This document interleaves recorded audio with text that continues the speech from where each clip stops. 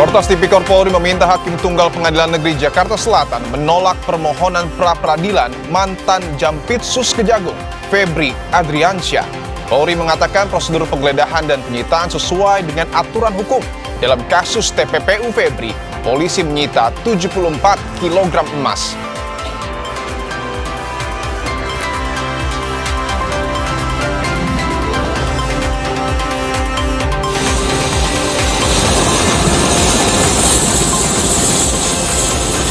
Jalur udara jadi pilihan untuk mengevakuasi korban gempa di Nusa Tenggara Timur. Akses darat yang rusak akibat gempa membuat proses evakuasi dan distribusi bantuan terganggu.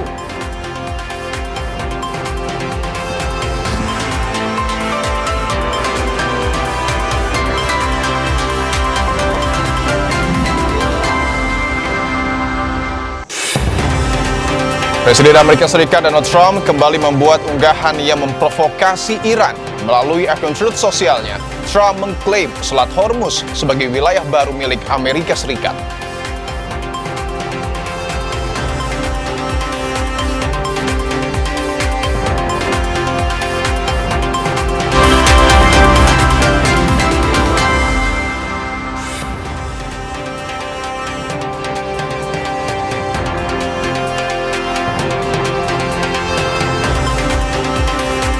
Halo, selamat petang saudara, Anda kembali menyaksikan Kompas Petang. Kali ini bersama saya, Mahasiswa Tarigan. Dan saya Dipo Nurbagian. Langsung saja kita mulai Kompas Petang saudara, edisi 19 Agustus 2026.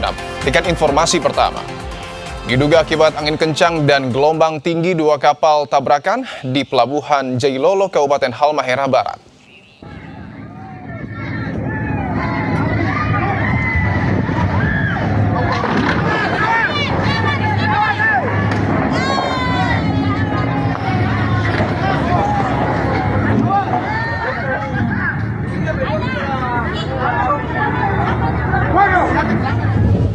Inilah detik-detik kapal motor Permata Obi menabrak kapal motor Queen Mary di Pelabuhan Jailolo, Kabupaten Halmahera Barat pada Senin kemarin.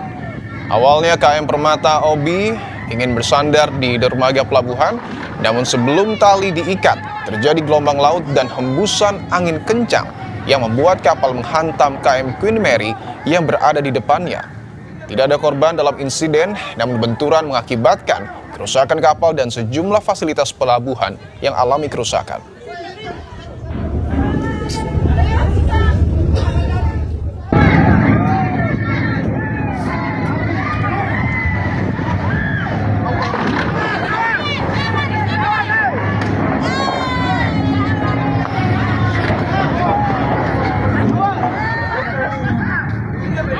Sedang melaksanakan manuver untuk sandar di dermaga Pelabuhan Jailolo. Sebelum tali tambatnya diikat di bolder, datang angin kencang dan tak terhindarkan lagi kejadian tubrukan itu terjadi antara kapal KM Permata Obi dan kapal Queen Mary yang sedang melaksanakan persiapan keberangkatan. Keserotan lainnya diduga tak terima kendaraannya lecet usai terlibat senggolan. Pengemudi mobil mewah merusak motor pengemudi ojek daring di Pesanggerahan, Jakarta Selatan. Buset, buset, buset, buset, buset, buset.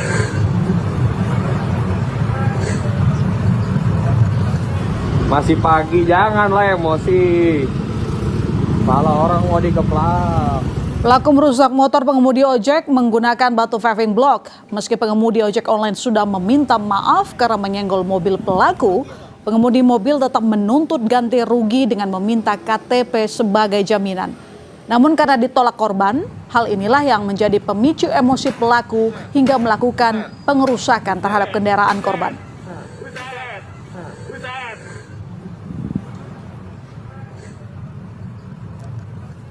Masih pagi, janganlah emosi. Kepala orang mau dikeplak.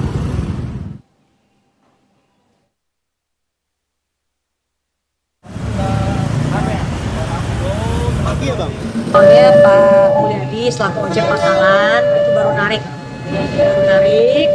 Nah, saya senggol-senggolan di jalan, ada senggolan di jalan, habis itu aku kesalahpahaman.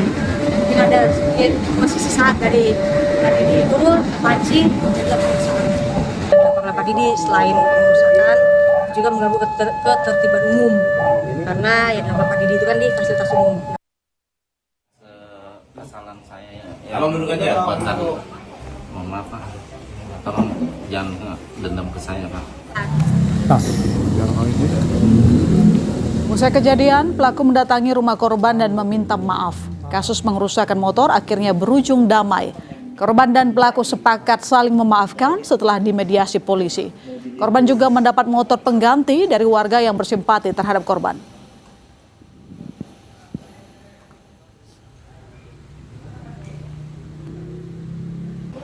Sebelumnya saya minta maaf kepada warga Jakarta semuanya, Tangerang, atas khilaf saya hari ini jadi gaduh, mungkin terlalu banyak pikiran, jadi emosi saat akhirnya seperti ini.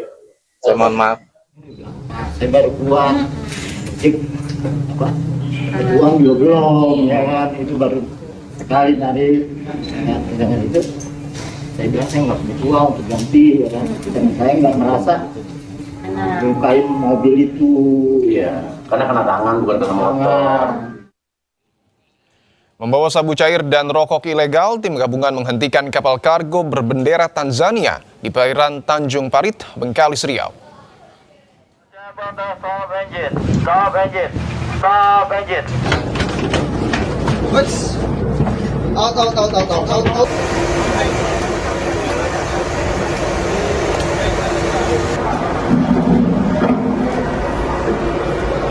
Menggunakan dua kapal patroli Bea Cukai, kapal kargo MV Ocean Porter berbendera Tanzania dihentikan paksa tim gabungan dari Badan Narkotika Nasional, Bea Cukai, dan Polda Kepulauan Riau di perairan Tanjung Parit, Bengkalis, Riau. Saat digeledah, tim menemukan sabu cair seberat 2,6 ton yang disimpan di dalam 8 drum dan 1 water tank di dalam kapal. Petugas juga menemukan 1,5 juta lebih rokok ilegal asal Tiongkok. Petugas menangkap 10 ABK berkewarganegaraan Myanmar.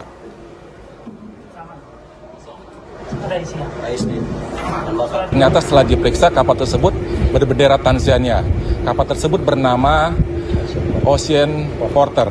Hasil pemeriksaan terhadap kapal tersebut didapatkan 2,6 ton metapetamin narkotika golongan 1 atau sabu cair yang diisi di dalam 8 drum dan water tank.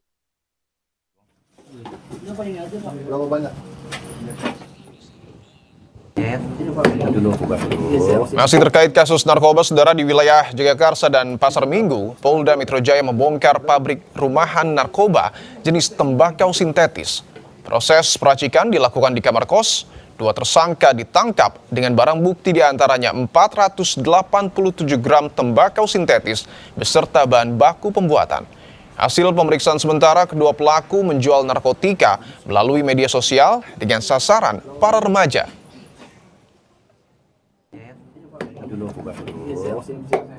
Polda Metro Jaya telah membongkar praktik home industri narkotika jenis tembakau sintetis pada rumah kos sederhana di wilayah Jakarta Selatan. 2 orang pemuda berusia 20-an telah diamankan dan diedarkan secara terselubung melalui akun media sosial dengan sasaran konsumen berusia muda.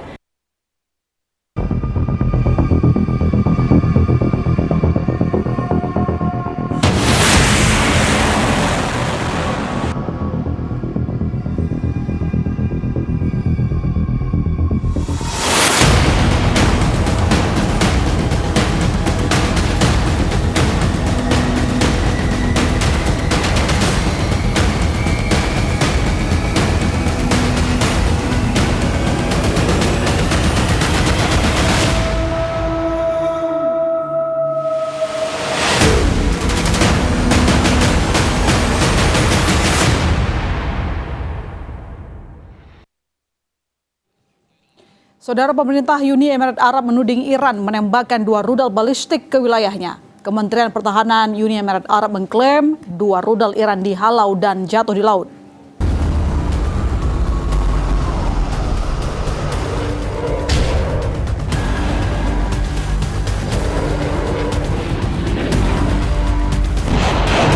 Angkatan Udara berhasil mendeteksi 2 rudal yang mengarah ke Uni Emirat Arab. 2 rudal itu jatuh ke laut. Kementerian Pertahanan Uni Emirat Arab mengumumkan bahwa sistem pertahanan udara Uni Emirat Arab mendeteksi 2 rudal balistik yang diluncurkan dari Iran. Rudal pertama jatuh di luar wilayah perairan negara itu, sementara rudal kedua jatuh di wilayah perairannya.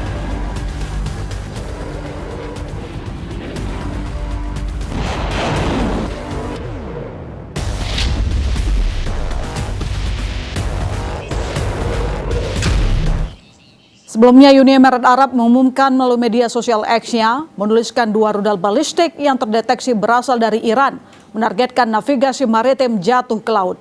Kementerian Pertahanan siap merespon setiap ancaman dengan tegas melawan setiap upaya merusak keamanan negara dan maritim kawasan dan stabilitas negara.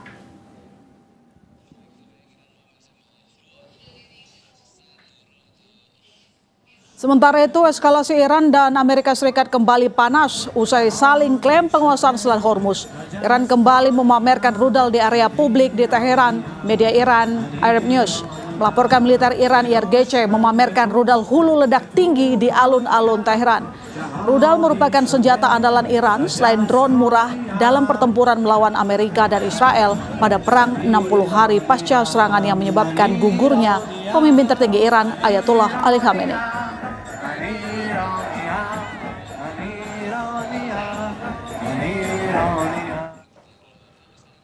Sebelumnya, Presiden Amerika Serikat Donald Trump kembali membuat unggahan yang memprovokasi Iran. Melalui akun Truth sosialnya, Trump mengklaim perairan strategis Selat Hormuz sebagai wilayah baru milik Amerika Serikat. Klaim sepihak itu langsung memicu amarah Teheran.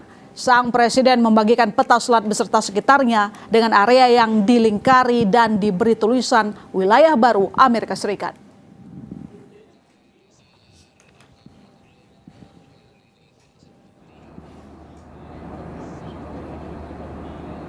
Saudara, jalur udara menjadi pilihan untuk mengevakuasi korban gempa di Nusa Tenggara Timur. Akses darat yang rusak akibat gempa membuat proses evakuasi dan distribusi bantuan terganggu.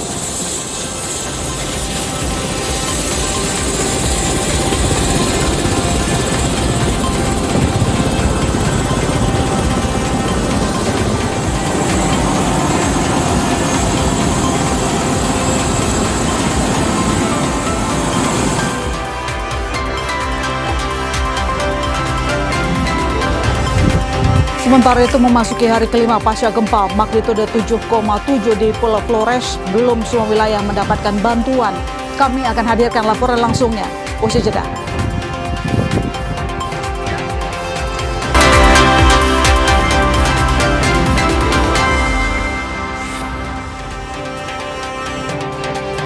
Kompas Petang kami lanjutkan, saudara. Memasuki hari kelima pasca gempa magnitudo 7,7 di Pulau Flores, tim SAR gabungan terus bergerak cepat mengevakuasi korban kritis.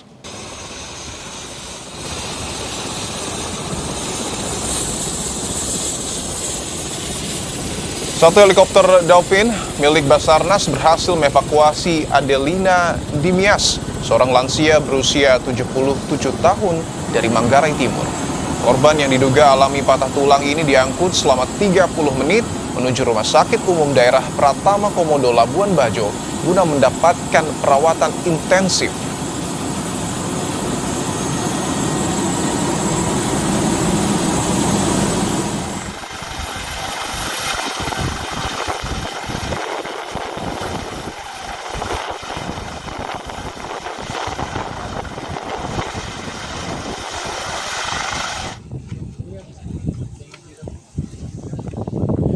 Selain evakuasi medis via udara, tim SAR gabungan juga masih terus melakukan penyisiran korban di area bangunan runtuh. Salah satunya di Kampung Dampek, Desa Satarpadut, Kecamatan Lambaleda Utara. Tim SAR membantu warga memindahkan puing-puing dari bangunan yang rusak. Kecamatan Lambaleda Utara merupakan salah satu wilayah terdampak kerusakan paling parah pasca gempa bermagnitudo 7,7.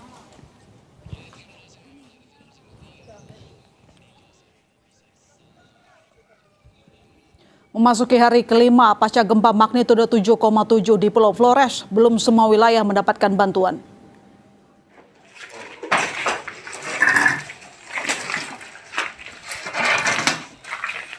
Salah satu wilayah terparah adalah Desa Arus, Kecamatan Lambaleda Timur, Kabupaten Manggarai Timur, Nusa Tenggara Timur. Jalur darat yang belum dapat diakses membuat warga kini terjebak di tengah keterbatasan. Sebanyak 66 rumah warga dilaporkan rusak berat, serta 112 rumah lainnya rusak sedang. Kepala Desa Arus bilang, hingga saat ini belum ada bantuan yang masuk.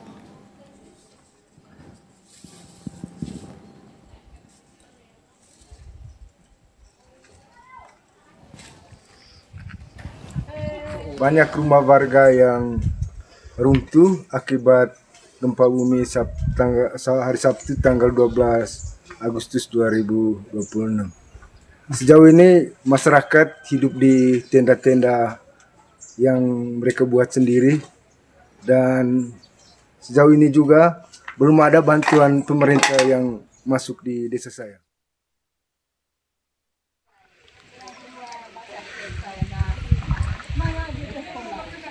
Bantuan yang belum masuk ke Desa Arus, Kecamatan Lambaleda Timur membuat warga terpaksa tinggal di tenda-tenda yang mereka bangun secara mandiri dan dengan peralatan seadanya. Rumah warga sudah tak bisa ditempati karena rusak parah. Korban gempa juga bertahan dengan bahan pangan seadanya di desa mereka. Sejak gempa melanda, warga mengaku belum ada bantuan yang masuk untuk mereka.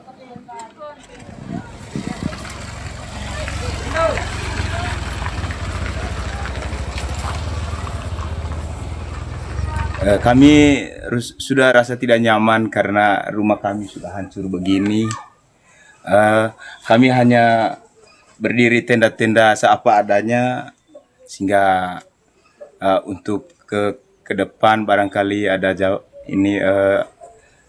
ada hati baik dari Bapak pemerintah. Kalau untuk bantuan saya rasa belum ada ya Pak ya. Belum ada sama sekali. Dari obat-obat, terutama bayi yang apalagi kami hanya bangun tenda tengah malam dingin-dingin, sementara ada bayi juga, itu yang kami rasa tidak nyaman nih Pak.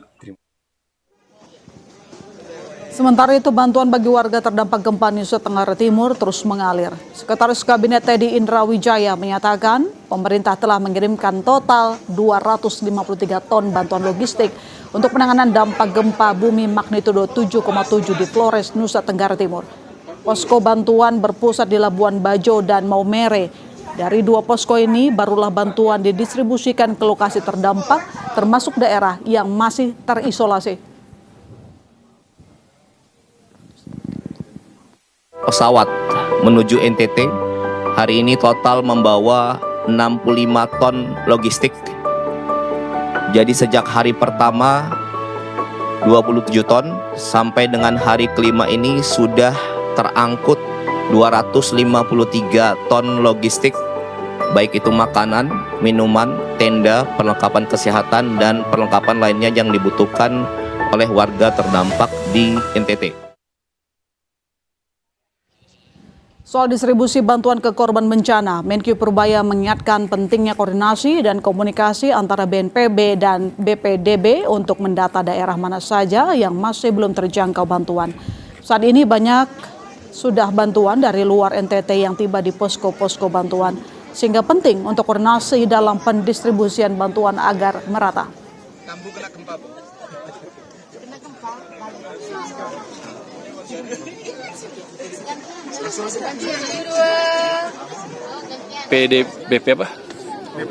BPBD juga saya akan minta mereka koordinasi dengan BNPB. Kayaknya seperti nggak ada koordinasi antara daerah sama pusat untuk penanggulangan bencananya. Karena ketika saya tanya di BPBD banyak nggak tahunya. Jadi mereka mesti manfaatkan jaringan yang ada di daerah sehingga lebih cepat sampai ke daerah yang membutuhkan.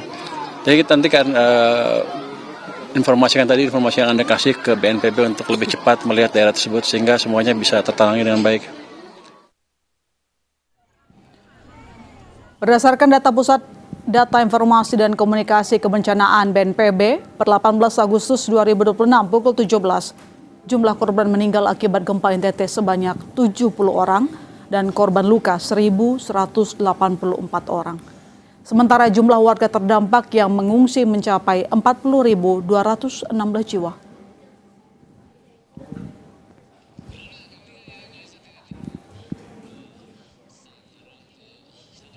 Lalu bagaimana pendistribusian logistik ke daerah-daerah yang masih sulit dijangkau? Kita tanyakan ke jurnalis Kompas TV Benediktus Aditya dan juru kamera Andika Pratama.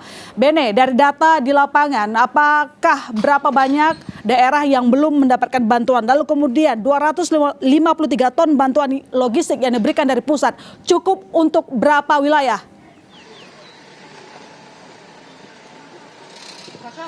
Ya, Ilona dan juga saudara, memang saat ini saya berada di posko BPBD Kabupaten Manggarai, di mana seluruh bantuan ini tengah dikumpulkan di posko ini untuk nantinya didistribusikan ke tempat-tempat terjadinya bencana atau yang pengungsi yang mengungsi di tempat-tempat tersebut, di mana kalau kami tadi lihat memang sudah berdatangan bantuan dari berbagai pihak, baik itu dari pihak swasta relawan atau juga dari pemerintah. Tadi kami melihat ada beberapa tas begitu ya, bertuliskan Istana Kepresidenan, dan nantinya dari posko ini nanti akan didistribusikan ke masing-masing titik. Nah, tapi yang jadi permasalahan Ilona dan juga saudara adalah pendistribusiannya ini, karena untuk data secara terpadu sendiri ini masih terus diupdate dari BPBD dan juga BNPB yang masih mengkoordinasikan satu data dengan data yang lain. Kemudian juga dari akses ke desa-desa terdampak ini masih ada beberapa desa yang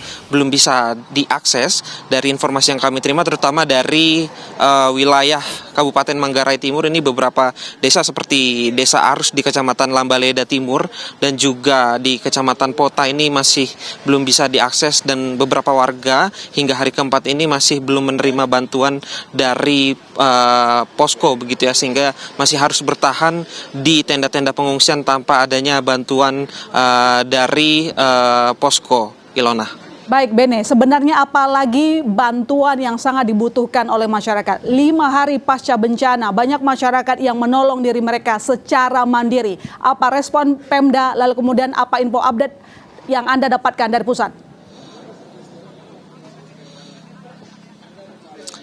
Ya betul Ilona, kami mendapatkan informasi bahwa masyarakat di sini saling membantu satu sama lain begitu ya, selagi memang menunggu bantuan dari daerah dan juga pusat yang didistribusikan oleh masing-masing kabupaten oleh BPBD setempat. Nah, kalau dari informasi yang kami terima, memang di masing-masing wilayah ini membutuhkan keperluan-keperluan yang berbeda. Misalkan saja di tempat saya mengabarkan, di daerah Ruteng ini di ketinggian yang cukup tinggi, ini suhunya di malam hari bisa mencapai 13 derajat Celcius, sehingga masyarakat di sini atau pengungsi di sini membutuhkan selimut selain daripada makanan, minuman dan juga obat-obatan. Begitu Ilona. Baik, terima kasih Beni atas laporan Anda. Kita berharap saudara-saudara kita yang ada di sana segera mendapatkan bantuan secara menyeluruh. Terima kasih Beni, dan Andika melaporkan langsung dari lokasi. Kortas Tipikor Polri meminta Hakim Tunggal Pengadilan Negeri Jakarta Selatan menolak seluruh permohonan pra-peradilan yang diajukan mantan Jampitsus Kejagung, Febri Adriansyah. Polisi tegaskan penetapan tersangka hingga upaya paksa penggeledahan dan penyitaan sah sesuai aturan formil KUHAP.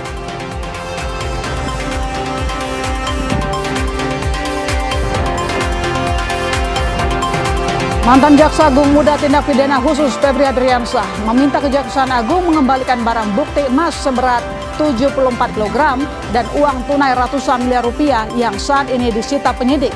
Kita bahas setelah jeda berikut ini.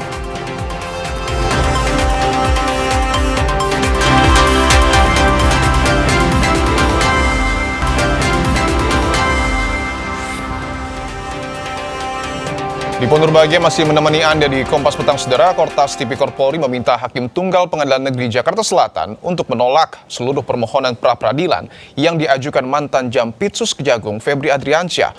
Polri tegaskan penetapan tersangka hingga upaya paksa penggeledahan dan penyitaan sah sesuai aturan formil KUHAP.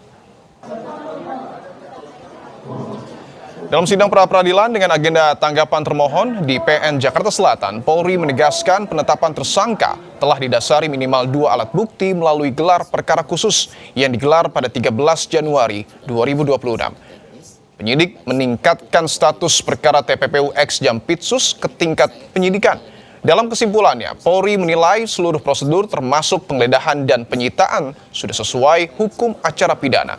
Selain itu, Polri menilai sebagian besar keberatan pemohon mempersoalkan materi pokok perkara yang bukan merupakan objek pra-peradilan. Selanjutnya, penyidikan perkara akuo tidak dilakukan secara serta-merta, melainkan telah didahului dengan serangkaian tindakan penyelidikan terhadap dugaan tindak pidana korupsi dan atau tindak pidana pencucian uang, yang kemudian berdasarkan hasil pengembangan penyelidikan diduga berkaitan dengan pemohon. Penyelidikan tersebut selanjutnya dibahas dan dinilai melalui gelar perkara pada tanggal 13 Januari 2026.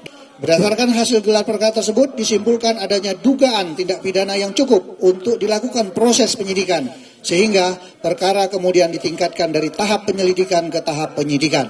Dengan demikian, tidak terdapat alasan hukum untuk menyatakan surat perintah penyidikan maupun surat penetapan tersangka terhadap pemohon tidak sah.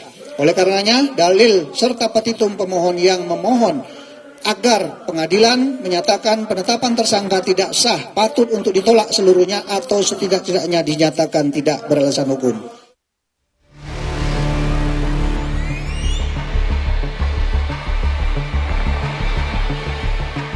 Bahwa oleh karena penggeledahan terhadap pemohon yang dilakukan oleh para pemohon pada tanggal 8 Juli 2026 tanpa izin Ketua Pengadilan Negeri Cibinong, maka seluruh barang bukti yang diperoleh termohon 1 dari penggeledahan tersebut harus dinyatakan tidak dapat digunakan sebagai alat bukti. Mantan Jaksa Agung Muda Tindak Pidana Khusus Febri Adriansyah meminta Kejaksaan Agung mengembalikan barang bukti emas seberat 74 kg dan uang tunai ratusan miliar rupiah yang saat ini disita penyidik. Menurut kuasa hukumnya Febri Diansyah, penggeledahan yang dilakukan penyidik Kortas Tipikor Polri di rumah kliennya pada 9 Juli di Sentul City tidak sah karena tanpa izin Pengadilan Negeri Cibinong. Akibatnya menurut Febri, barang-barang hasil sitaan tersebut tak bisa digunakan sebagai alat bukti lanjutan. Bahwa oleh karena penggeledahan terhadap pemohon yang dilakukan oleh para pemohon pada tanggal 8 Juli 2026 tanpa izin Ketua Pengadilan Negeri Cibinong, tanpa dasar keadaan mendesak yang sah, melampaui cakupan, cacat prosedur, dan tanpa berita acara yang sah, tanpa izin Jaksa Agung, maka seluruh barang bukti yang diperoleh termohon 1 dari penggeledahan tersebut harus dinyatakan tidak dapat digunakan sebagai alat bukti, dan benda yang diambil wajib dikembalikan kepada pemohon. Kami menemukan proses penggeledahan tersebut diduga dilakukan tanpa izin pengadilan yang sah. Sehingga kalau itu dilakukan tanpa dasar yang sah, maka konsekuensi lanjutannya tentu tidak sah. Ada permintaan pengembalian barang milik pribadi seperti dokumen dan figura foto, kan ada rinciannya. Dan yang kedua, terkait dengan permintaan agar seluruh barang bukti yang disita dari proses penggeledahan tidak sah itu tidak dapat digunakan sebagai alat bukti. Meski menuntut agar seluruh barang bukti yang disita dari rumah kliennya dikembalikan, kuasa hukum ex Jampitsus tidak secara tegas menyebut siapa pemilik emas 74 kg dan uang ratusan miliar itu. Jadi itu punya Mas Febri ya? Iya. Punyanya Pak Febri semuanya uang dan emas itu? Itu harus dikembalikan kepada orang yang menguasai tempat. Nah di situ yang menguasai tempat itu siapa? Nah bukan berarti kalau misalnya ada di tempat itu milik dari klien kami, belum pasti. Jauh sebelumnya, mantan Jampitsus Febri Adriansyah pernah menegaskan jika uang yang ditemukan di rumahnya di kawasan Sentul ada pemiliknya, tanpa ia menyebut nama. Yang kedua tentang rumah Sentul, ya itu memang rumah pribadi Jampitsus yang sudah sejak lama. Itu bisa dilihat bagaimana proses kepemilikan sejak awal, ya. Dan mengenai uang tadi kan sudah saya jelaskan yang ditemukan bahwa itu ada pemilik, ya, bahwa itu ada kegiatan, ada orang-orang juga terima kegiatan, itu bisa juga ditanya. Kemudian juga ada beberapa kegiatan bangunan yang bisa dicek. Semua kami yakin dapat dipertanggungjawabkan dengan benar. Terbaru merespons tuntutan ex Jampitsus Febri, Polda Metro Jaya dan Kortas Tipikor Polri meminta agar Hakim Tunggal Pengadilan Negeri Jakarta Selatan menolak permohonan pra-peradilan mantan Jampitsus Febri. Mereka menilai permohonan Febri merupakan objek di luar kewenangan pra-peradilan. Tim Liputan Kompas TV. Menanggapi tuntutan kuasa hukum ex-Jampitsus Febri agar penyidik mengembalikan barang bukti berupa emas 74 kg dan uang ratusan miliar rupiah karena penggeledahan tak dilengkapi surat izin pengadilan negeri. Pakar hukum pidana menilai penggeledahan tanpa surat izin pengadilan bisa dilakukan. Syaratnya jika dalam keadaan mendesak yang diatur KUHP. Meski begitu, penyidik tetap harus meminta izin pengadilan dalam waktu 2 kali 24 jam pasca penggeledahan berlangsung.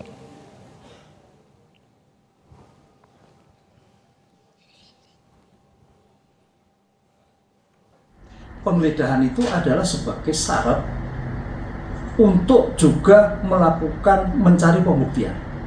Oleh karena itu, objek penggeledahan itu bisa rumah, bisa badan, bisa alat informasi, bisa pakaian, bisa informasi elektronik, dokumen itu, ataupun lainnya. Nah, karena itu sebagai bentuk upaya paksa, maka sebagai bentuk perlindungan hak asasi manusia harus ada izin pengadilan negeri. Apakah tanpa izin bisa? Bisa. Apabila dalam keadaan besar, geografis, atau situasi keadaan tertentu menurut penyidik, yang itu diberikan tanpa izin tapi dalam waktu 2 kali 24 jam harus izin pada pengadilan. Kuasa hukum mantan Jampitsus Febri Adriansyah menyebut penggeledahan dan penyitaan emas serta uang dari rumah di Sentul tidak sah karena tak dibekali surat izin dari Pengadilan Negeri Cibinong. Meski begitu, status kepemilikan emas dan uang hingga kini masih misteri. Kita bahas bersama kuasa hukum Febri Adriansyah, Firman Wijaya, yang masih terus coba kami hubungi, dan juga ada peneliti Pukat UGM, Mas Zainur Rohman. Mas Zainur, selamat petang. Selamat petang. Ya, baik, Pak Firman sudah bergabung dengan kami ya, Pak? Selamat petang, Mas Zainur. Iya, Mas. Baik, saya ingin ke Mas Zainur terlebih dahulu. Mas Zainur, apakah dalil hukum pengacara Febri soal tak adanya surat izin dari PN Cibinong bisa mematahkan barbuk emas 74 kg dan ratusan miliar yang disita dari rumah Febri di Sentul? Ya, yang memutus nanti hakim ya, hakim pra-peradilan. Namun kalau kita baca dengan hati-hati, dengan seksama di pasal 113, di sana ada ketentuan-ketentuannya. Sebelum melakukan penggeledahan, penyidik itu memang perlu mengantongi izin dari Ketua Pengadilan Negeri. Tetapi dalam keadaan mendesak, dapat dimungkinkan tanpa harus minta izin dulu. Apa itu keadaan mendesak? Pasal 113 ayat 5, yang pertama letak geografis, yang kedua tertangkap tangan, yang ketiga berpotensi merusak menghilangkan barang bukti atau situasi berdasarkan penilaian dari penyidik. Nah, nanti kalau itu sudah dilakukan, baru kemudian dalam waktu 2 kali 24 jam bisa meminta persetujuan dari Ketua Pengadilan Negeri. Nah, jadi ini silakan bagi tersangka untuk mempersoalkan itu, tetapi KUHP memang memberi way out, memberi jalan keluar. Dalam situasi-situasi mendesak, dapat dimungkinkan untuk adanya penggeledahan dan penyitaan tanpa didahului dengan permintaan izin kepada Ketua Pengadilan. Begitu, Mas? Oke, baik. Saya ingin minta tanggapan dari Pak Firman bahwa polisi juga dalam sidang sudah menjabarkan jika penggeledahan ini didasari hasil gelar perkara 13 Januari 2026 bahwa kasus TPPU yang menyeret Febri ini layak dinaikkan ketika penyidikan. Artinya, penetapan Febri sebagai tersangka dan rangkaian penggeledahan hingga penyitaan sudah sesuai dengan KUHP. Di mana poin yang Anda gugat, Pak Firman? Ya, jadi begini. Selamat sore semuanya, Mas Zainur juga sore. Di dalam pemeriksaan pra peradilan sebenarnya secara argumentatif ya sudah cukup faktual ya. Sebenarnya dokumen-dokumen yang kita ajukan kaitan dengan argumentasi-argumentasi yang memperkuat alasan permohonan pra peradilan. Jadi yang pertama, kita pada garis besarnya pertama kita menyatakan dulu bahwa pra peradilan ini ya diajukan karena terdapat 30 jenis pelanggaran. Nah, aspek pelanggarannya apa saja? Kami akan detailkan nanti di dalam daftar bukti dan pembuktian dokumen. Yang pasti, pertama, soal penggeledahan dan penyitaan. Tadi betul sudah disampaikan oleh Mas Zainur, tapi ada fakta dokumennya ya, yang justru membuktikan itu sebaliknya. Tidak ada izin daripada pengadilan. Nah, tentu bukan berarti izin atau pemberitahuan itu tidak ada. Nanti kami akan tunjukkan satu itu. Kemudian kedua, dokumen-dokumen yang terkait dengan upaya paksa justru malah tidak didukung oleh dokumen administrasi yang sesungguhnya. Ya, misalnya ya penyitaan, penggeledahan. Itu kami sudah cek berdasarkan dokumen-dokumen yang ada. Nantilah dalam proses persidangan kami akan tunjukkan. Baik, saya ingin dalami Pak Firman terkait dengan pengembalian barang bukti berupa 74 kg emas termasuk uang tunai ratusan miliar rupiah. Apakah ini berdasarkan permintaan langsung dari Pak Febri dan apakah ini artinya barang-barang tersebut semuanya milik Pak Febri? Tidak ada permintaan itu. Kami justru ingin mengatakan bahwa tuduhan terhadap tindak pidana pencucian uang ya yang ditarik dari 2019, 2014 sampai 5 tahun lebih itu menurut hemat kami jika tidak didetailkan apa tindak pidana asalnya, ya apa sih sebenarnya dari 26 itu yang mana tindak pidana asalnya? Kok tiba-tiba jumping begitu aja kepada tindak pidana TPPU yang merupakan delik lanjutan? Delik asalnya apa? Nah, ini di dalam berbagai beberapa putusan nanti akan kami tunjukkan, termasuk putusan Mahkamah Agung dan pendirian dari Mahkamah Konstitusi itu wajib. Ya, ditemukan tindak pidana asalnya. Baik, saya ingin dalami lagi Pak Firman. Bukti permulaan cukup. Ya, Mas. Bukti permulaan cukup baru kemudian bisa ditingkatkan pada tindak pidana TPP. Ya, saya ingin dalami lagi Pak Firman bahwa tadi Pak Firman menjawab permintaan pengembalian barang bukti 74 kg emas dan juga uang ratusan miliar rupiah ini bukan permintaan Pak Febri. Lantas mengapa di pra-peradilan objek ini yang kemudian disuguhkan oleh kuasa hukum dan tim dari Febri? Ya, karena di dalam upaya paksa dan penetapan status tersangka itu seolah-olah beliau ya sudah diadili ya melakukan tindak pidana korupsi dan kemudian tindak pidana TPPU. Padahal antara tindak pidana korupsi dan TPPU itu harus clearness. Ya, mana tindak pidana korupsi yang disebut tindak pidana asal itu yang mana? Bagaimana mungkin dalam waktu yang bersamaan tindak pidana korupsi dikeluarkan sprindiknya bersama dengan TPPU? Padahal TPP itu hanya bisa ditemukan ya dan diketahui delik pidana asalnya yaitu tidak pidana apa. Ini yang kita belum tahu. Baik, tentu Pak Firman juga dengan Pak Febri ini kan sudah melakukan diskusi, Pak. Saya izin, Pak Firman dan Pak Febri ini kan sudah melakukan diskusi tentu terkait dengan hal ini. Tapi ketika diskusi itu terjadi, Pak Febri mengatakan emas dan uang ratusan miliar rupiah ini punya siapa? Kami justru konsentrasi kepada sprindik-sprindik yang dituduhkan kepada beliau itu. Nah, ini yang kami sebenarnya akan pastikan dan buktikan. Ya, jangan sampai terjadi misjudgment by official, belum jelas ya delik asalnya apa, terus kemudian belum jelas TPPU menyangkut tindak pidana yang mana, kok beliau sudah ditetapkan sebagai tersangka bahkan dilakukan upaya paksa penangkapan dan penahanan. Ini yang menurut hemat kami unfair trial dan ini bisa cenderung merusak sistem peradilan pidana. Jadi sampai dengan saat ini kuasa hukum belum mengetahui Pak Firman emas dan uang ratusan miliar rupiah ini punya siapa? Lah, ini kan justru kita ingin uji, ya kan? Karena sprindik-sprindik yang ada masih belum bisa menjelaskan soal-soal itu. Itu yang saya sebut kausa, connectionnya itu seperti apa, ya kan? Maka itu pembuktian delik asal itu penting sekali, ya. Dari mana hasbabun nusulnya kalau kita gunakan bahasa? Dari mana asal usulnya ini? Kan ini, ya. Bagi siapa yang mengungkap atau menyatakan melakukan penyidikan dugaan tindak pidana, dia yang harus membuktikan. Tapi sampai hari ini kan kita tidak melihat hal-hal itu. Ya, justru dokumen-dokumen prosedural yang ada menunjukkan itu yang kami katakan. Ya, prejudice-nya lebih tinggi daripada pembuktiannya. Ya. Begitu. Baik, saya ingin ke Mas Zainur bahwa tadi sudah disebutkan kita tahu bersama bahwa pengembalian barang bukti emas dan uang ratusan miliar rupiah ini menjadi objek pra-peradilan, tetapi Pak Febri ini tidak meminta sebenarnya dan juga belum diketahui kepemilikan dari emas termasuk juga uang ratusan miliar rupiah ini. Tanggapan Anda, Mas Zainur? Ya, kalau barang-barang tersebut dikembalikan, maka publik tidak akan pernah tahu apakah barang-barang tersebut sesuai dengan sangkaan penyidik, yaitu terkait dengan tindak pidana. Apa tindak pidananya? Pencucian uang. Apa predikat krimnya? Tindak pidana korupsi. Tindak pidana korupsi apa? Penyidik menyebut ada beberapa perkara. Korupsi Asabri Jiwasraya, kemudian batubara, dan juga terkait dengan Krakatau Steel.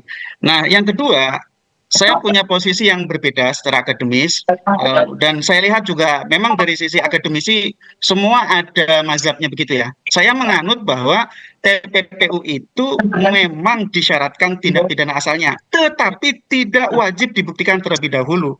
Dan TPPU itu bisa diproses bersama-sama penyidikannya dengan tindak pidana asalnya. Ada atau tidak perkara yang sudah dilakukan? Ada. Saya beda pendapat dengan Mas Zainur. Juga tidak ada. Ada juga Mas, pasal 74 itu justru bersama-sama.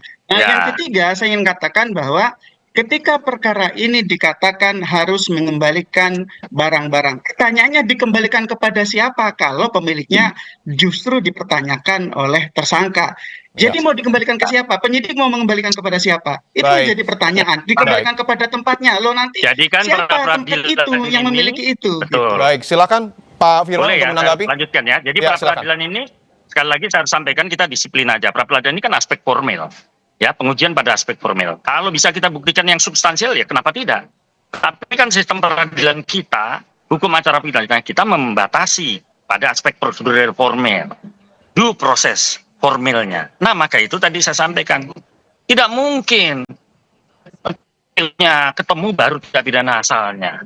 Itu pasal 74 bahkan putusan Mahkamah Konstitusi, putusan Mahkamah Agung juga jelas.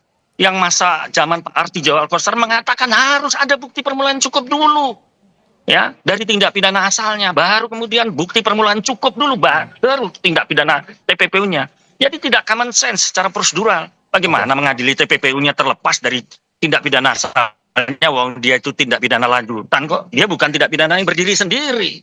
Iya. Coba dibaca tekstualnya, kontekstualnya dalam pasal 69 sampai 74 itu jelas. Bahkan putusan peradilan tipikor itu ada 3 mengatakan harus ya ditemukan dulu bukti permulaan cukup. Baik. Adanya tindak pidana TPPU sebagai tindak pidana lanjutan, tetapi ya tindak pidana asalnya wajib. Baik, itu tentu kita akan tunggu putusan dari Hakim Tunggal Pengadilan Negeri Jakarta Selatan. Tapi saya ingin ke Mas Zainur lagi. Kalau menurut pengamatan dan kacamata Anda, Mas Zainur, motif pengacara dari Febri Adriansyah terkait pengembalian barang bukti ini apa? Ya, tentu ingin menggugurkan status tersangka. Tentu kalau status tersangkanya gugur, nanti dari sisi penyitaan dan lain-lainnya gugur. Dan itu memang hak dari seorang tersangka melalui kuasa hukumnya. Tetapi saya juga ingin kembali mengulas soal pra-peradilan itu menguji aspek formilnya. Memang di sana ada syarat material, syarat formil, ada syarat subjektif, ada syarat objektif. Kalau kita lihat di dalam KUHP yang baru, Undang-Undang 20/2025. Kita lihat apakah penyidik sudah sesuai dengan prosedur yang diatur dalam KUHP. Tentu kalau versi tersangka belum. Silakan nanti di depan persidangan itu untuk dibuktikan, dan tentu juga dari penyidik tentu akan membantah sebaliknya dengan juga menyodorkan administrasi penyidikan. Tetapi yang ingin saya katakan bahwa concern saya soal TPPU ya, saya menolak mentah-mentah ketika argumen bahwa TPPU itu hanya bisa berjalan kalau penyidikan tindak pidana asalnya itu sudah berjalan. Saya menolak mentah-mentah itu. Memang butuh tindak pidana asal, betul. Butuh bukti permulaan yang cukup, betul. Tetapi tidak membutuhkan proses penyidikannya dijalankan terlebih dahulu. Dan kita lihat di dalam pasal 69 sangat jelas tertera bahwa tindak pidana asal itu tidak perlu dibuktikan terlebih dahulu. Jangankan penyidikannya, pembuktiannya itu pun tidak perlu dilakukan terlebih dahulu. Bahwa memang itu wajib ada tindak pidana asal, saya pikir ahli dari dua kubu sama-sama sepakat. Tetapi soal apakah itu harus dijalankan penyidikannya terlebih dahulu, itu saya tidak sepakat dengan itu. Dan yang kedua adalah, saya pikir ini soal bagaimana administrasi penyidikan itu dipenuhi atau tidak dipenuhi oleh penyidik. Karena sekali lagi, pra-peradilan adalah menguji aspek formil. Nah, karena menguji aspek formil, maka tidak bisa kita mengatakan bahwa oh ini milik siapa, ini milik siapa. Yang bisa diuji adalah apakah prosedurnya itu dipenuhi atau tidak. Apakah ada izin dari pengadilan atau tidak. apakah sesuai dengan prosedur yang diatur di masing-masing institusi atau tidak. Saya pikir selama itu sudah terpenuhi, segala macam bentuk pertanyaan selebihnya itu harus dilakukan di peradilan pokok perkaranya. Oke, baik. Saya ingin ke Pak Firman singkat saja Pak, dan saya ingin tegaskan lagi. Artinya untuk pengembalian emas 74 kg dan juga untuk pengembalian uang ratusan miliar rupiah, ini tidak ada titipan khusus dari Pak Febri? Tidak ada, ya. Jadi saya juga perlu clearance kepada Mas Zainur Rahman. Bagaimana prosedur formalnya benar, substansinya benar. Prosedur formalnya pakai pasal-pasal yang sudah nggak berlaku, Mas Zainur. Bagaimana? Ya pasal 345 udah dicabut. Itu dipakai sebagai prosedur formal dalam melakukan penetapan tersangka. Padahal dari pasal 603, 607, 608 itu jelas. Gimana itu? Itu baru satu aspek prosedural. Ya, norm addressnya saja sudah keliru secara formal. Belum lagi persoalan-persoalan duplikasi, ya, status tersangka. Nggak ada menetapkan tersangka itu 2 kali dalam persoalan yang sama. Ini kan sistem hukum yang nggak dikenal di mana-mana. Presidensial hukum yang seperti apa? Ini tidak ada. Kemudian belum lagi dokumen-dokumen itu ditandatangani oleh bukan pejabat yang berwenang. Jadi kalau kita sepakat bahwa hukum acara pidana memastikan fairness proses, bahkan substansinya itu biasa teman-teman NGO adalah hak asasi manusia, ini kan justru perjuangan tentang hak asasi manusia yang menurut saya juga harus dilakukan kepada setiap orang, tidak terkecuali pada Pak. Termasuk soal emas dan sebagainya. Baik. Kalau Saya sudah itu diambil poinnya dari tempat yang salah, ya tentu harus dikembalikan ke tempat asalnya menurut saya, ya. Terlepas siapa itu pemilik. Ya, kira-kira begitu. Terlepas siapa saja itu pemiliknya, dan saya ingin ke Mas Zainur. Memang barang bukti ini kan masih menjadi misteri kepemilikannya. Tapi kalau itu didesak untuk kemudian dikembalikan, Mas Zainur, Anda mencium barang ini memang betul milik Pak Febri atau dititipkan ke Febri oleh sejumlah pihak? Ya, itu yang harus dijawab melalui proses peradilan. Kalau kita mau perbandingkan, saya lihat ada kemiripan dengan perkara Zara Afrika. Saya paham yang dimaksudkan oleh tim Pak Febri. Apa kaitan antara emas yang disita dengan tindak pidana yang dilakukan? Itu kan soal nexus, tentang hubungan kausal.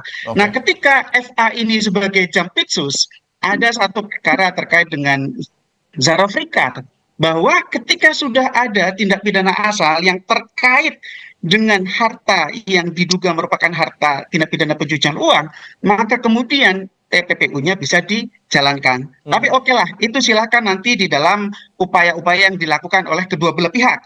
Concern saya adalah ketika ada permintaan untuk mengembalikan barang-barang yang dilakukan penyitaan ke tempat semula, itu menjadi tidak make sense selama prosedurnya sudah dipenuhi. Tetapi kalau memang prosedurnya tidak dipenuhi, hakim boleh untuk memerintahkan dikembalikan. Itu pertama. Yang kedua, bahwa tidak make sense juga ketika barang-barang ini didaku bukan milik seseorang, tapi kemudian disuruh untuk dikembalikan. Itu kan tidak make sense, kan tidak mungkin dikembalikan. Yang boleh meminta pengembalian itu adalah orang yang mengaku itu sebagai barang-barang milik mereka dan mereka diproses sebagai seorang tersangka tindak pidana korupsi.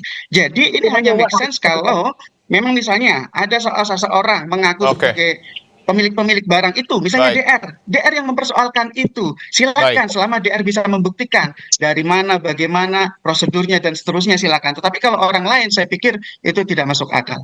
Gitu, Mas. Artinya terkait dengan pengembalian barang bukti ini, kepemilikan ini harus jelas, harus terang benderang agar nanti juga hakim tunggal yang nantinya tentu akan menentukan di Pengadilan Negeri Jakarta Selatan. Terima kasih Mas Zainur Rahman dan juga Pak Firman Wijaya telah bergabung di Kompas Petang. Sama-sama, makasih. Saudara, Presiden Amerika Serikat Donald Trump kembali membuat unggahan yang memprovokasi Iran melalui akun Truth sosialnya. Trump mengklaim perairan strategis Selat Hormuz sebagai wilayah baru milik Amerika Serikat. Klaim sepihak itu langsung memicu amarah Teheran.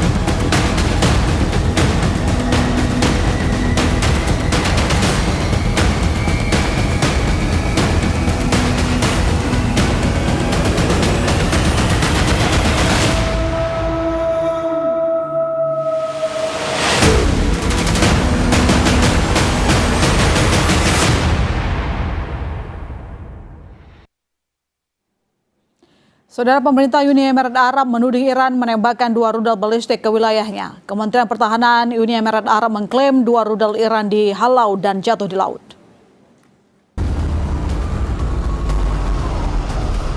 Angkatan Udara berhasil mendeteksi 2 rudal yang mengarah ke Uni Emirat Arab. 2 rudal itu jatuh ke laut.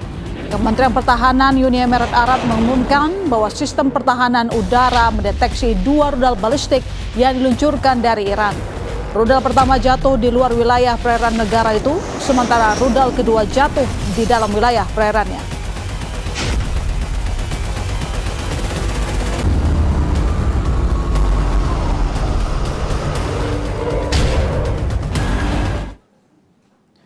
Sebelumnya Uni Emirat Arab mengumumkan melalui media sosial X-nya menuliskan 2 rudal balistik yang terdeteksi berasal dari Iran menargetkan navigasi maritim jatuh ke laut. Kementerian Pertahanan siap merespons setiap ancaman dengan tegas melawan setiap upaya merusak keamanan negara dan maritim kawasan dan stabilitas negara.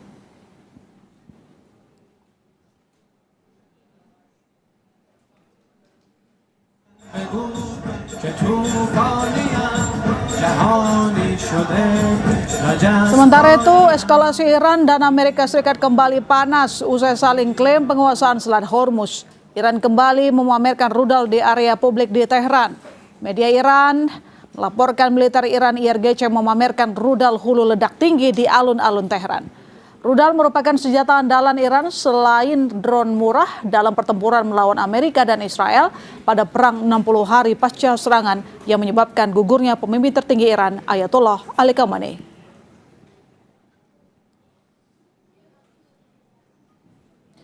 Sebelumnya, Presiden Amerika Serikat Donald Trump kembali membuat unggahan yang memprovokasi Iran. Melalui akun Truth sosialnya, Trump mengklaim perairan strategis Selat Hormuz sebagai wilayah baru milik Amerika Serikat. Klaim si pihak itu langsung memicu amarah Teheran. Sang presiden membagikan peta selat beserta sekitarnya dengan area yang dilingkari dan diberi tulisan wilayah baru Amerika Serikat.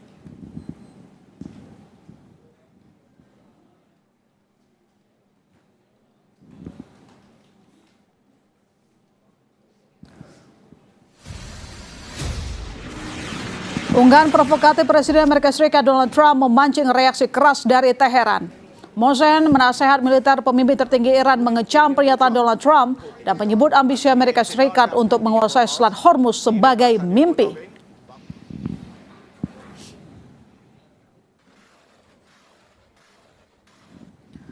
Dalam unggahan di media sosial X, ia menuliskan celah antara ketidakmampuan untuk membuka kembali Selat Hormuz dan klaimnya untuk menguasainya lebih besar daripada jarak 7.000 mil antara Washington dan Selat Hormuz.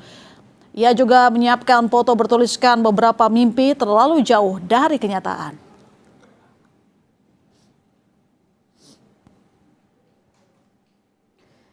Soal Hormuz, Iran masih bertahan pada sikapnya saat ini. Ketua Parlemen Iran, Muhammad Khalifah, bilang Selat Hormuz tetap ditutup sampai Washington mencabut blokade. Melepas aset yang dibekukan, mengakhiri ancaman dan operasi militer di sejumlah lini, serta memenuhi ketentuan lain yang telah disepakati Amerika dalam nota kesepahaman.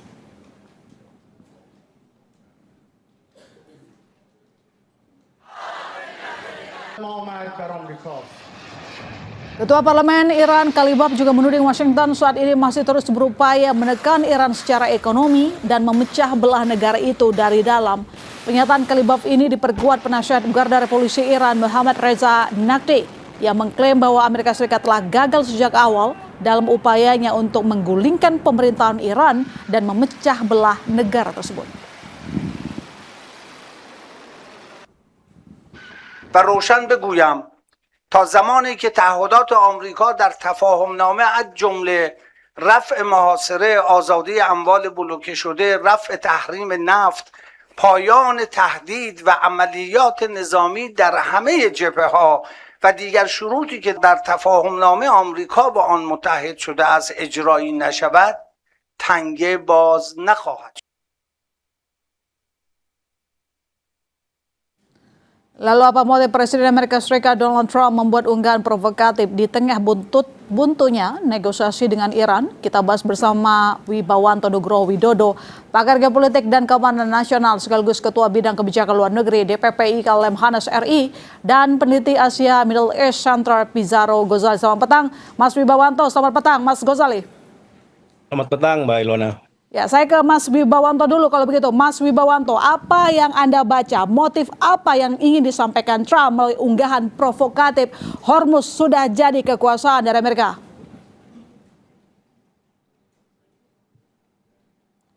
Saya belum mendengar suara Anda, Mas Wibawanto. Saya bilang peta yang dimaksud oleh Trump itu bukan berarti hanya geografis ya. Jadi ini bicara mengenai kekuasaan ya. Jadi kita bedakan mana itu kedaulatan, mana itu dominasi, mana itu presence ya. Jadi di sini apa yang diharapkan oleh Trump itu adalah menggunakan presence yang kuat dari militer Amerika khususnya Angkatan Laut untuk bisa memperoleh dominasi akses strategis dan operasional terhadap Hormuz. Pernyataan ini bukan berarti sovereignty. Itu poinnya tuh, karena Hormuz itu adalah wilayahnya Oman dan Iran. Dan berdasarkan UNCLOS pasal 34, mereka lah yang mempunyai wilayah itu. Dan berdasarkan pasal 8, bahwa negara yang mempunyai akses langsung kepada choke point harus memberikan hak transit dengan tujuan damai gitu. Nah, jadi itu yang harus dilakukan. Jadi ini adalah de facto operational control yang diinginkan oleh Trump. Ya, Amerika menentukan siapa yang bisa lewat situ. Dia memberi Amerika sebagai penyedia keamanan di kawasan Teluk dan Timur Tengah. Dan ini bicara mengenai kredibilitas dan deterrence Amerika yang mau dipertahankan oleh Trump. Karena Hormuz itu adalah choke point geopolitik. Siapa yang bisa mengamankan akses kepada Hormuz itu mempunyai pengaruh besar di dalam ekonomi global. Karena ini berhubungan dengan energi, pasar energi dan lain-lain. Ya. Jadi di sini Trump kembali lagi melakukan apa yang disebut dengan diplomasi coercive. Yang disampaikan adalah strategic signaling, itu yang pertama. Yang kedua adalah tekanan psikologi. Yang ketiga adalah menaikkan bargaining dalam negosiasi. Dan yang keempat adalah memberikan deterrence baru terhadap Iran. Dan Iran pun juga memiliki kemampuan counter yang asimetris. Itu yang kita sudah ketahui bersama gitu. Jadi kembali lagi, ini yang berbahaya adalah jika ada yang namanya escalation trap. Bahwa apa yang disampaikan oleh Trump ditanggapi serius oleh Iran, direspon dengan counter threat, terjadi miskalkulasi dan eskalasi. Nah, dampaknya adalah apa? Ya kembali lagi kepada risiko-risiko yang terkait dengan Hormuz. Baik itu untuk shippingnya, insurance, oil price, inflasi, dan juga ekonomi global. Nah, Cina di mana posisinya dalam kondisi ini? Cina itu maunya semua itu stabil. Tidak Amerika, tidak Iran yang menguasai Hormuz. Tetapi semua menghormati UNCLOS tuh prinsipnya tuh. Nah, ini jadi merupakan suatu kondisi yang mana akhirnya baik Amerika dan Iran itu tidak akan mendapatkan semua yang mereka mau. Gitu. Tetapi mereka juga di dalam teori security, ada securitization itu, semakin pemimpin itu mengklaim mana yang ancaman, mana yang isu security, semakin mengeras pernyataan-pernyataan itu, ya semakin diulang-ulang, semakin susah juga mereka mundur dari situ. Nah, ini ada perbedaan persepsi memang. Kalau bagi Amerika, Amerika harus menjadi yang namanya jaga hegemoni stabilitas di Timur Tengah. Sementara bagi Iran, Amerika itu adalah ancaman eksternal terhadap sovereignty dan juga keamanan rezimnya. Sementara Israel, Iran itu juga ancaman eksistensial. Ini yang belum ketemu. Dan Hormuz ini menjadi titik pertempuran dari semua yang sekarang sedang bertarung. Dan posisi dari negara-negara Gulf, posisi dari India, posisi dari China, termasuk Rusia, itu adalah ingin supaya ada stabilitas dan akses yang bebas kembali seperti kondisi sebelum 28 Februari 2026 di Hormuz. Dan itulah yang oleh Trump, itu maksudnya tuh. Jadi kita Mas Pizarro, kalau dari pandangan Anda, apakah unggahan provokatif tersebut sudah berhasil menekan Iran? Nanti dijawab. Kompas Petang segera kembali saudara. Tetap bersama kami di Kompas TV.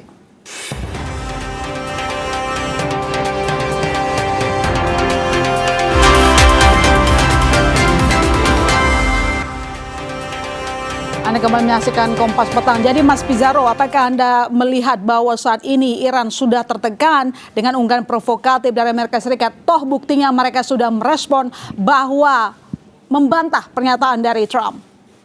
Iya, yang jelas Ilona tidak bisa mengklaim sebuah Selat Hormuz hanya modal cuitan ya, hanya modal status di media sosial. Menurut saya itu juga akan ditertawakan oleh dunia internasional.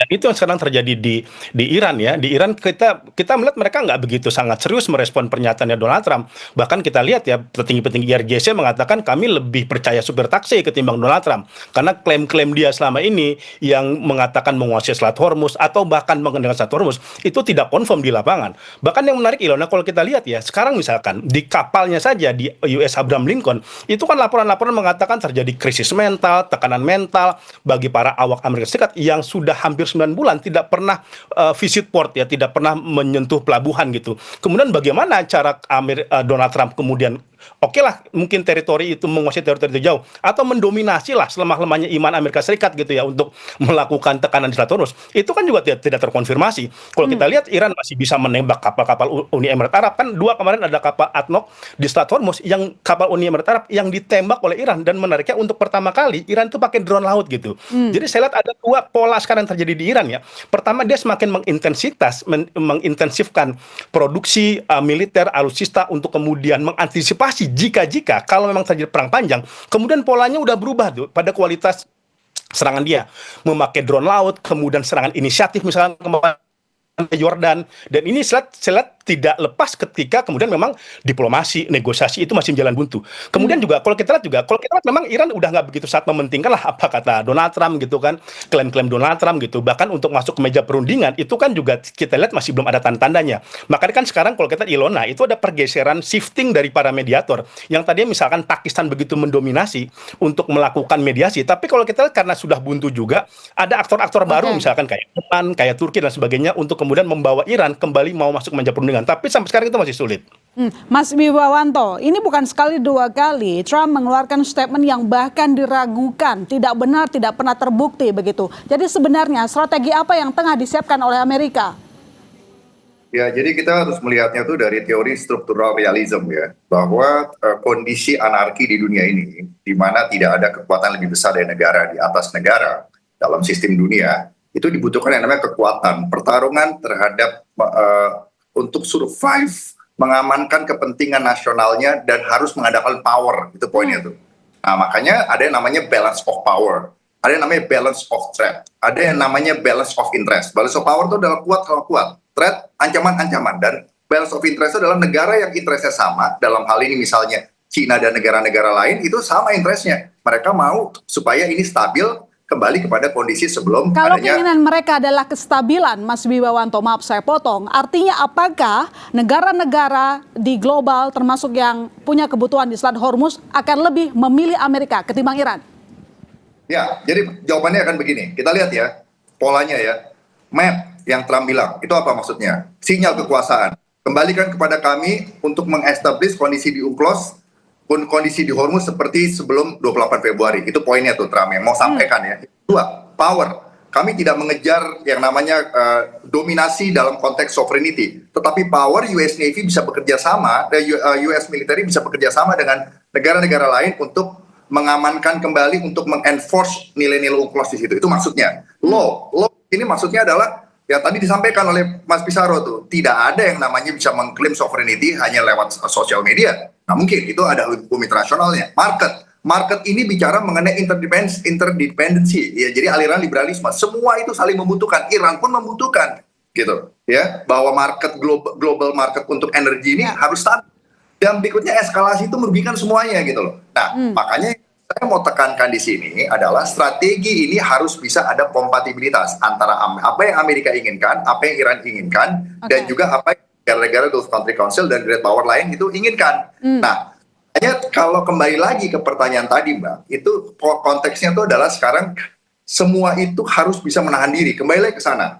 Karena persepsi yang salah dari salah satu pihak, baik itu Amerika terhadap Iran, terhadap Israel dan Amerika, begitu juga Israel terhadap Amerika terhadap Iran, itu yang menjadi akar dari semua pergulatan yang selama ini terjadi gitu. Jadi strategi dari Presiden Trump saat ini adalah memastikan bahwa Amerika tetap mempunyai deterrence, Amerika harus merestore keadaan, Amerika harus memberikan jaminan keamanan di Timur Tengah, dan yang mana setelah ini Mbak yang terjadi sebenarnya adalah perebutan order baru di dalam Middle East ya. Yang saya bukan lagi nanti Amerika yang memimpin dan juga bukan Iran yang memimpin, tetapi akan ada multipolarity gitu loh. Nah, ada Amerika ada Amerika Israel bersama Gulf Country Council, tapi Iran juga diperhitungkan, dan juga negara-negara great power lainnya seperti China dan India juga mempunyai power dan akses yang cukup strategis di Timur Tengah untuk mengamankan kepentingan ekonomi dan juga keamanan dalam hal militer. Jadi kalau cara mengenai kekuatan militer, Amerika paling kuat, tetapi kekuatan militer itu tidak bisa menjamin adanya regional order yang mana Amerika yang mendominasi. Begitu juga. Baik, saya sudah tangkap. Itu poinnya. Iran juga begitu. Ya, Iran juga harus bisa bernegosiasi, Amerika dan Israel juga. Akhirnya ke titik keseimbangan baru, Mbak. Itu saya baca. Oke, titik keseimbangan baru. Saya ke Mas Pizarro. Jadi menurut Anda ke arah mana mereka berdua? Lalu kemudian sebenarnya siapa lagi yang akan menemani Iran di tengah kebutuhan dari global kestabilan terkait dengan Strait Hormuz? Iya, sebenarnya diplomasi dan negosiasi antara Amerika Serikat dan Iran itu belum sepenuhnya tertutup, Mbak Ilona ya. Tetapi titik kompromi sekarang semakin sempit setelah terjadi pelanggaran MOU berkali-kali, serangan Amerika Serikat berkali-kali, dan Iran kemudian mematok harga sekarang lebih tinggi ketimbang yang sebelumnya. Ini menurut saya akan menjadi sangat sulit untuk kemudian mencari kesepahaman di antara mereka. Kemudian kan kita mengetahui bahwa sekarang ada kocok ulang ke posisi keamanan yang ada di Iran. Kalau kita lihat naiknya Muhsin Rezai, Hasan Taib, ini kan aktor-aktor yang sangat hawkish ya, sangat garis keras di sana. Mereka bahkan mengatakan bahwa mereka memasang syarat-syarat baru jika kemudian ingin masuk ke meja perundingan, peluncuran kemudian pencairan aset, kemudian pencabutan sanksi dan lain sebagainya, yang itu tentu berbeda dengan sebelumnya. Nah, saya kira sekarang tantangan utamanya adalah bukan bagaimana kemudian mencari kesepakatan di antara mereka, tetapi membawa bagaimana mereka mau dulu ke meja perundingan. Ini yang menurut saya menjadi tantangan yang sangat utama. Di satu sisi kalau kita lihat Iran sudah dalam posisi yang mereka sudah enggan masuk ke diplomasi, tetapi kalaupun mereka mau masuk, ada harga yang begitu mahal harus dibayar oleh Donald Trump. Tetapi kan pertanyaannya, Donald Trump butuh konsumsi kemenangan politik domestik di Amerika Serikat. Dia tidak mau kemudian tunduk begitu saja kepada Iran. Dia juga pasti akan mematok harga yang sangat tinggi, karena kan cara dia kemudian juga mengklaim Hormuz menjadi milik dia, itu kan juga bagian cara dia kemudian untuk menenangkan politik domestik di internal Amerika Serikat gitu. Nah, saya kira perlu ada penegakan kembali dari mediator baru, ada Pakistan, ada Oman, mungkin juga ada Turki dan sebagainya yang coba mendorong mereka kembali ke meja perundingan. Saya kira itu cara yang kemudian bisa membawa Iran ketika dia diberikan konsensi terlebih dahulu. Ya, semoga ada waktu dekat menantikan ke meja perundingan antar kedua negara. Terima kasih Mas Wibawanto, terima kasih Mas Pizarro telah bergabung di Kompas Petang. Sorotan lain di Kompas Petang, gudang pengolahan dan penyimpanan benih padi milik BUMN di Maros, Sulawesi Selatan terbakar. 2 unit mobil operasional dan benih pertanian ludes terbakar. Kami hadir seusai jeda.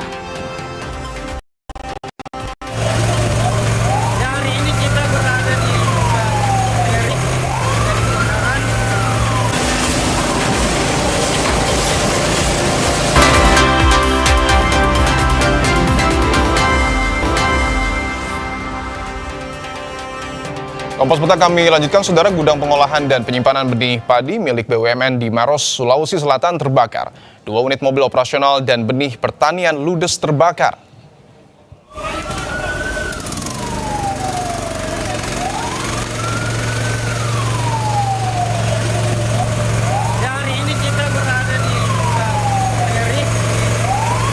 Kebakaran hebat terjadi di kompleks gudang benih padi Sang Hyang Seri milik BUMN di Jalan Poros, Karyango, Maros pada Rabu siang. Api dengan cepat membesar dan melahap seluruh isi bangunan pada gudang penyimpanan peralatan bekas hingga rata dengan tanah. Petugas pemadam kebakaran Kabupaten Maros menerjunkan 6 armada. 2 unit mobil di dalam gudang hangus terbakar. Penyebab pasti kebakaran juga masih dalam penyelidikan polisi.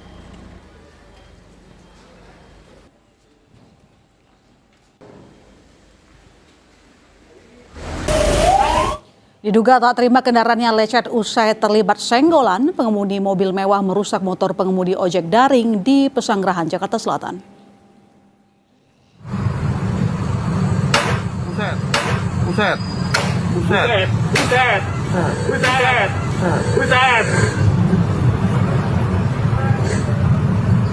Pelaku merusak motor pengemudi ojek menggunakan batu paving block. Meski pengemudi ojek online sudah meminta maaf karena menyenggol mobil pelaku, pengemudi mobil tetap menuntut ganti rugi dengan meminta KTP sebagai jaminan.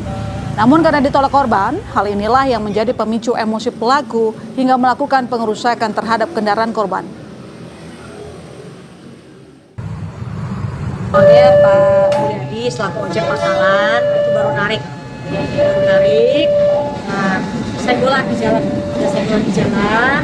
Nah, di situ ada kesalahpahaman. Mungkin ada sedikit masih sisa dari itu pancing juga perusahaan. Karena Pak Didi selain perusahaan juga mengganggu ketertiban umum karena yang dilakukan Pak Didi itu kan di fasilitas umum. Atas kesalahan saya Abang duduk aja. Mohon maaf Pak, tolong jangan dendam ke saya Pak. Usai kejadian, pelaku mendatangi rumah korban dan meminta maaf. Kasus pengerusakan motor akhirnya berujung damai. Korban dan pelaku sepakat saling memaafkan setelah dimediasi polisi. Korban juga mendapat motor pengganti dari warga yang bersimpati terhadap korban.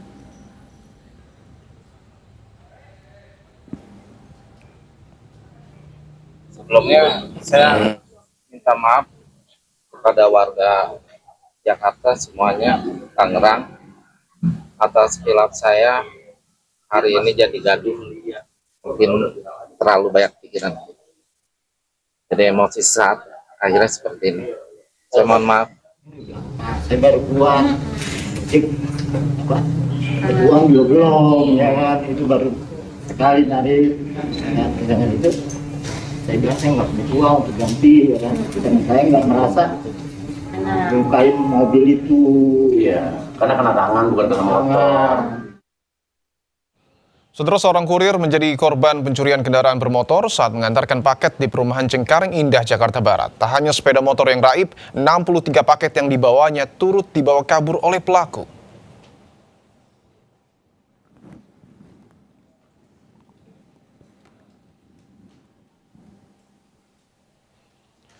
Komplotan curanmor beraksi tak lama usai kurir turun mengantarkan paket barang ke rumah indekos. Dua pelaku yang berboncengan menggunakan sepeda motor terlihat mencari sasaran.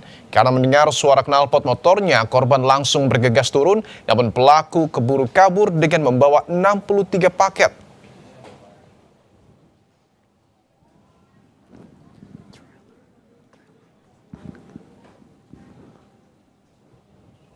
Pas saya terakhir ngirim lantai 2, saya ngirim paket, saya turun, baru nurunin anak tangga, itu saya nggak dengar suara motor saya digeber. Pas digeber, saya coba turun. Nah, saya coba turun, pas saya buka gerbang ini, itu orang udah kabur. Bawa paket-paketnya semuanya. Ada sekitar 63 paket semuanya. Saudara, truk trailer bermuatan kapas seberat 20 ton terjun masuk jurang di Boyolali, Jawa Tengah. Evakuasi jenazah sopir berlangsung 2,5 jam. Informasi selengkapnya kami hadirkan usai jeda.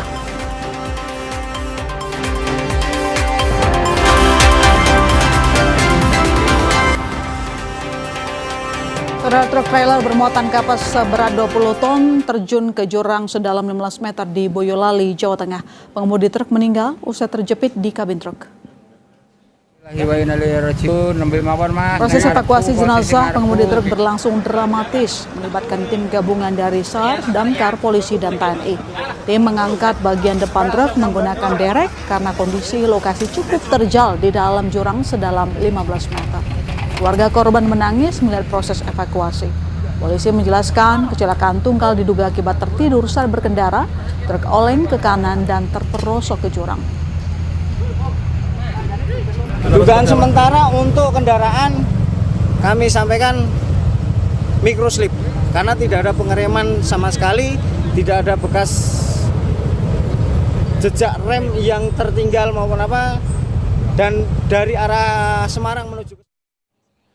Kami tutup Kompas Petang edisi kali ini, Saudara. Kompas TV Apps kini telah hadir di TV Android dan Tizen. Download sekarang juga dan tonton video-video premium dari kami, Kompas TV dan Kompas Gramedia. Saya Dipo Nurbahagia. Dan saya masih serta Regan. Setelah ini Anda akan menyaksikan Sapa Indonesia Malam bersama Friska Clarissa dan Radi Saputro. Sampai jumpa.